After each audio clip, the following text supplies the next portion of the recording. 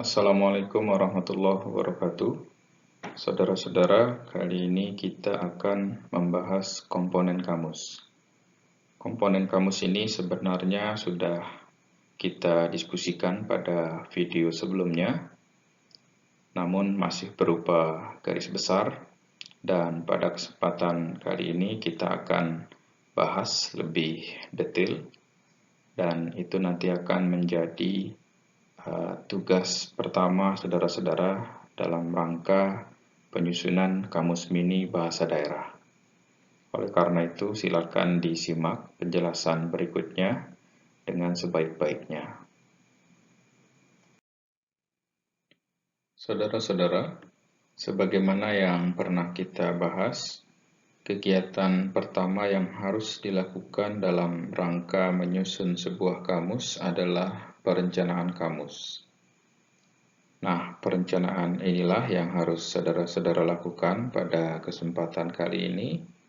Silakan buat rancangan kamus berdasarkan komponen-komponen yang akan dijelaskan pada salindia ini, yang nanti akan diuraikan secara sedikit lebih detail pada salindia berikutnya. Saudara-saudara, yang dimaksud dengan rancangan kamus adalah saudara-saudara diminta dalam kelompok masing-masing memberikan uraian rencana apa yang akan dikerjakan dan apa yang akan diisi pada masing-masing komponen kamus. Jadi silakan deskripsikan dengan rinci dalam bentuk rencana. Rencana ini nantinya diharapkan persis sama dengan implementasi kamus mini bahasa daerah yang akan saudara-saudara buat. Oleh karena itu, silakan dibuat seserius mungkin agar dapat menjadi panduan saudara-saudara dalam menyusun kamus mini bahasa daerah ke depannya.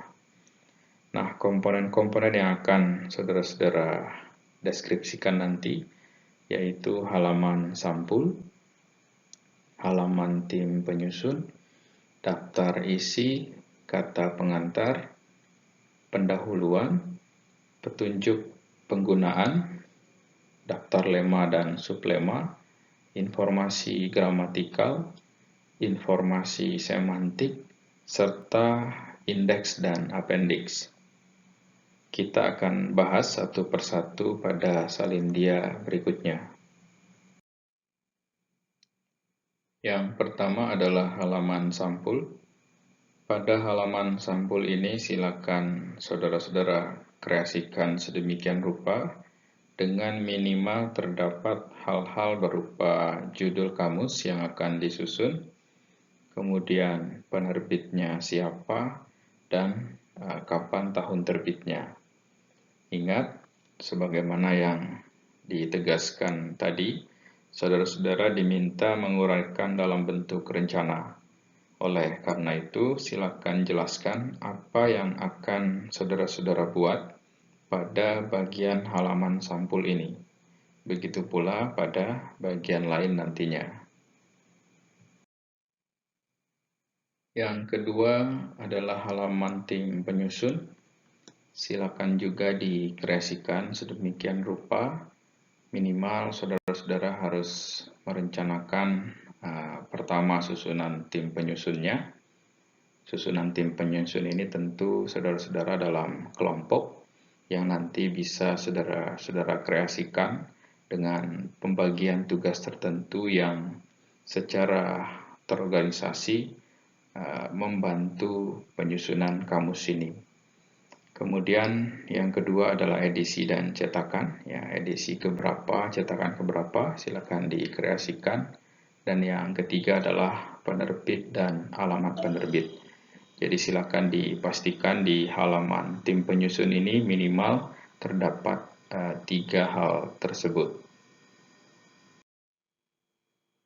Berikutnya adalah daftar isi. Secara fisik, daftar isi ini sama dengan daftar isi pada umumnya. Tentu pada konteks kamus, daftar isi akan berisi pokok-pokok isi kamus beserta halaman tempat pokok-pokok itu berada. Silakan saudara-saudara jelaskan apa saja yang akan diisi pada bagian daftar isi ini sehingga dapat merepresentasikan sebuah kamus yang utuh. Silakan berikan penjelasan saudara-saudara dalam bentuk rencana dengan sebaik-baiknya. Selanjutnya adalah halaman kata pengantar. Pada bagian ini, saudara-saudara diminta langsung membuat format kata pengantar yang berisi poin-poin yang tertera. Yang pertama, silakan dideskripsikan fungsi kamus mini bahasa daerah yang dibuat seperti apa. Kedua, jelaskan tujuan pembuatan kamusnya. Yang ketiga, deskripsikan bahan kamus yang dibuat.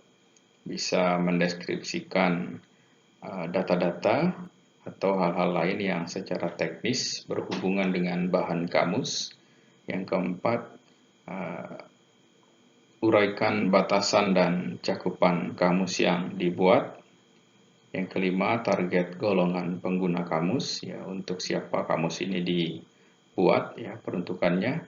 Dan yang keenam, ucapan terima kasih kepada pihak-pihak yang membantu dalam penyusunan kamus mini bahasa daerah yang saudara-saudara buat. Pada halaman pendahuluan hampir sama dengan apa yang harus dikerjakan pada halaman kata pengantar.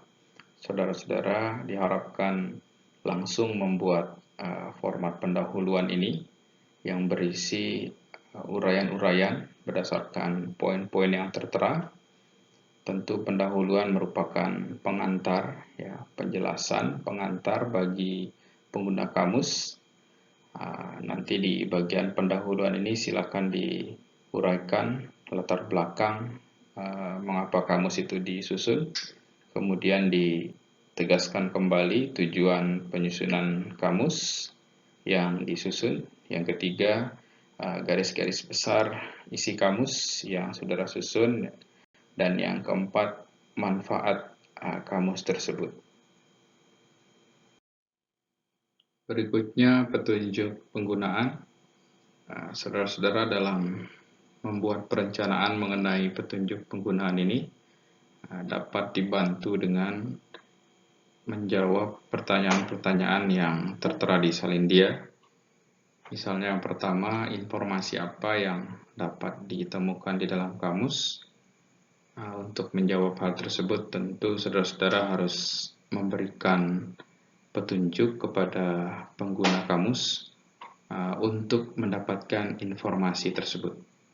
Misalnya kita kemarin pernah membahas informasi gramatikal, kemudian informasi semantik.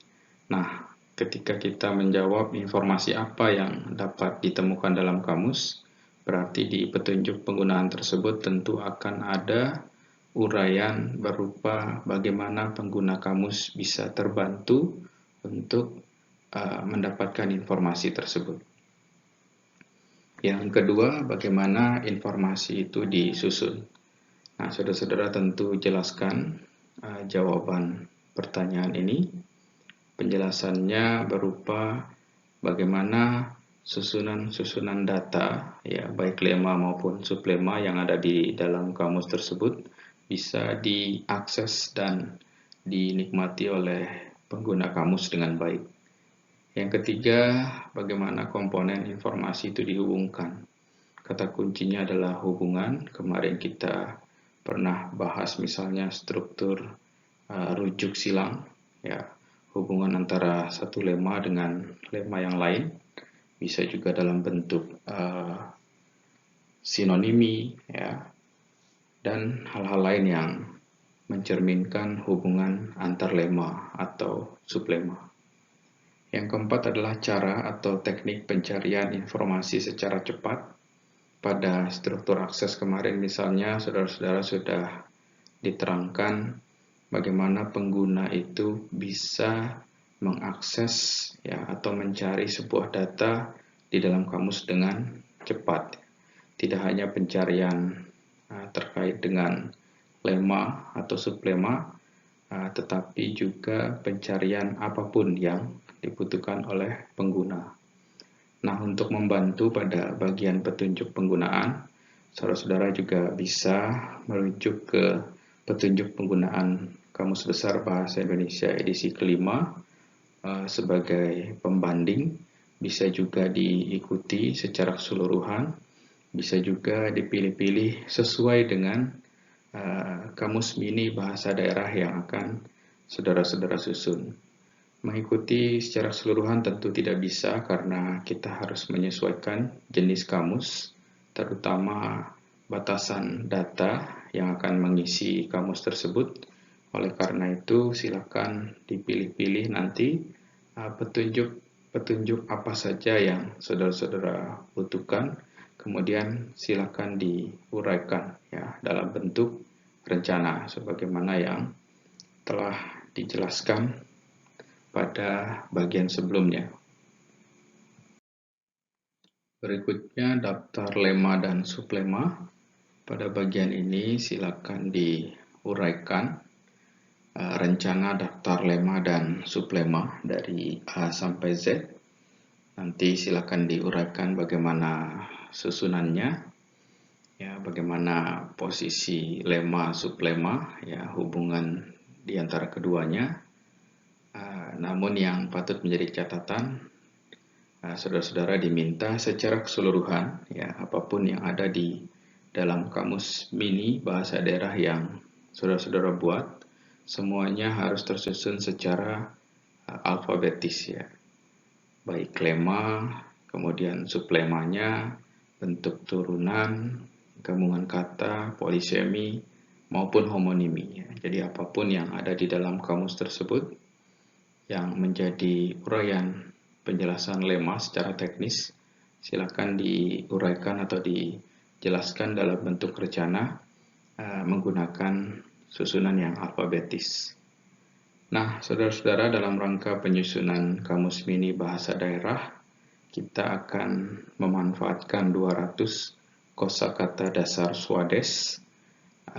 Minimal nanti kita gunakan 50 kosakata ya, untuk masing-masing kelompok. Silakan dipilih kosakata mana saja yang diinginkan sebagai bahan atau data kamus mini bahasa daerah kelompok masing-masing. Berikutnya informasi gramatikal. Ini sudah kita diskusikan pada bagian-bagian sebelumnya. Silakan dibuat uraian, ya, penjelasan dalam bentuk rencana mengenai informasi gramatikal dalam kamus mini bahasa daerah yang akan saudara-saudara susun. Ya, minimal di sini diminta untuk mencantumkan cara pelafalan, kemudian kategori kelas kata, ada informasi ragam, misalnya dalam bahasa daerah mungkin ada ragam halus atau ragam kasar. Itu nanti bisa saudara cantumkan sebagai tambahan informasi gramatikal. Kemudian contoh penggunaan dalam kalimat tentu saja, ya, lema tertentu bisa membutuhkan contoh penggunaan, ya, ada juga lema yang mungkin tidak perlu contoh.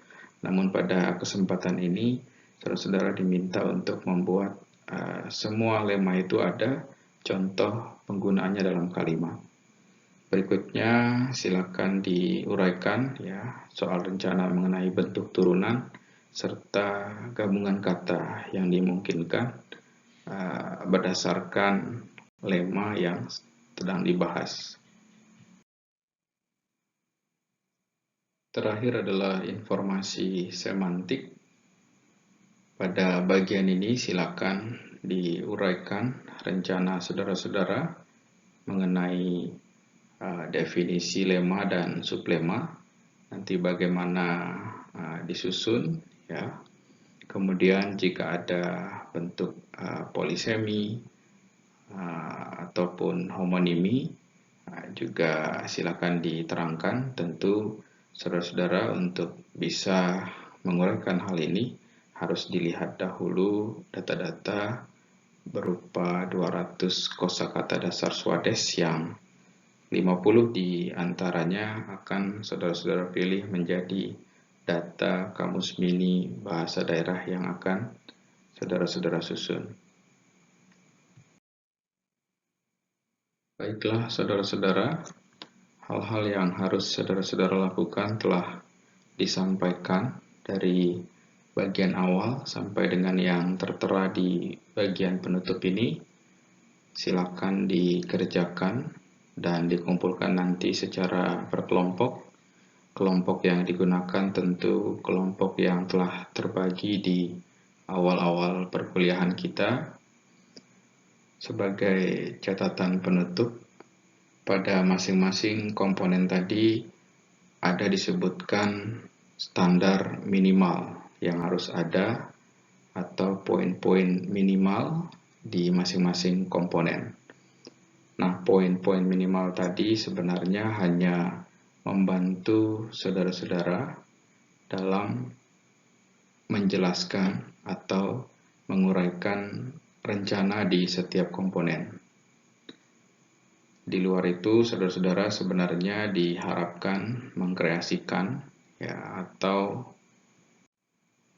menambah poin-poin lain di setiap komponen sesuai dengan kebutuhan.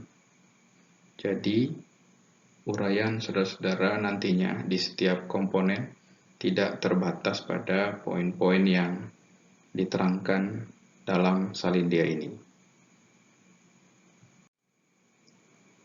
Hal-hal yang belum jelas dapat saudara-saudara tanyakan pada forum diskusi di LMS. Selanjutnya silakan bekerja di kelompok masing-masing. Pastikan rencana yang dibuat atau disusun dapat terimplementasi dengan baik ke depannya. Demikianlah hal-hal yang dapat disampaikan pada kesempatan kali ini. Terima kasih, mohon maaf jika ada hal-hal yang kurang berkenan.